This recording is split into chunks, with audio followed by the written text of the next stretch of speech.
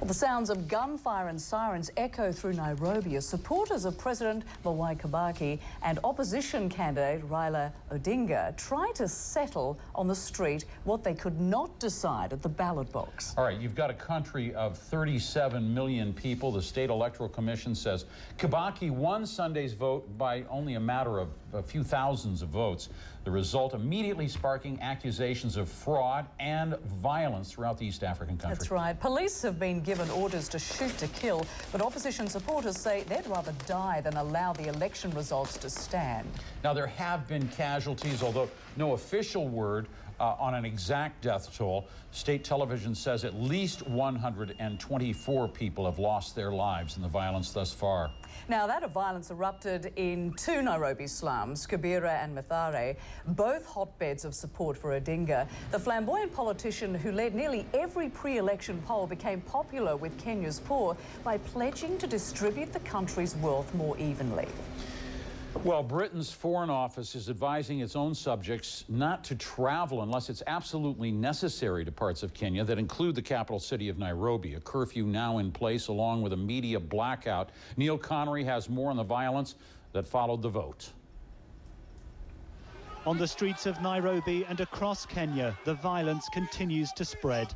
Thousands of demonstrators protesting against what they say was a rigged presidential election. Riot police have been deployed in the worst affected areas, using live rounds and tear gas to try to restore order. Protesters are shown no mercy by the security forces. In the western town of Kisumu, more than 40 bodies are reported to have been discovered after a night of violence. Kenya television says at least 124 people have been killed across the country so far. President Mwai Kibaki's supporters have also taken to the streets defending the election result and Kibaki's immediate swearing in for a second term.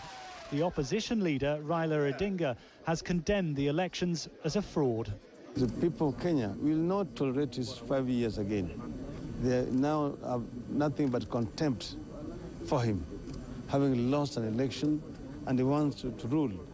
There's no difference between him and Idi Amin or any other military dictator. The police have announced curfews in a bid to try and limit the unrest, but anger across Kenya is growing.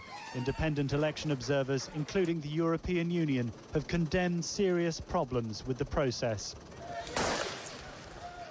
The opposition leader has demanded a recount and this morning called for a rally of his supporters to be held on Thursday, where he expects more than 1 million people to attend. Kenya is facing one of its toughest tests in decades, with the prospect of further bloodshed in the days to come. Neil Connery, ITV News.